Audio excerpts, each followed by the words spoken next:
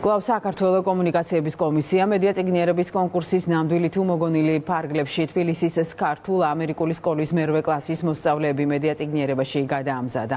საინფორმაციო შეხვედრაზე მონაწილეები BBC აკადემიის მასალების მეშვეობით ყალბი ინფორმაციის აღმოჩენისა და ფაქტების გადამოწმების მეთოდებს გაეცნენ.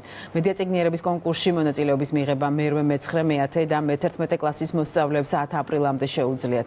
გამარჯვებულებს კომკომი მაღალ ტექნოლოგიურ პრიზებს გადასცემს. სკოლაში ჩავატარეთ ტრენინგი მერვე კლასელებისთვის, სადაც მოსწავლეებს მივაწოდეთ ინფორმაცია ყალბი ინფორმაციის აღმოჩენის მეთოდების შესახებ. მიღებული ცოდნა მათ დაეხმარებათ, მიიღონ მონაწილეობა კონკურსში და გამოგზავნონ ნამუშევრები. ჩემთვის ყველაზე საინტერესო იყო ის გზები, თუ როგორ უნდა გადავამოწმოთ ინფორმაცია, რადგან დღევანდელ საზოგადოებაში ძალიან ბევრი ყალბი ინფორმაცია ვრცელდება, რომელსაც ხშირ შემთხვევაში ძალიან ცუდი შედეგები მოყვება. ამ პროექტში მონაწილეობის მიღებას ვაპირებ, რადგან არის ძალიან საინტერესო. გია ყანჩელის სახელობის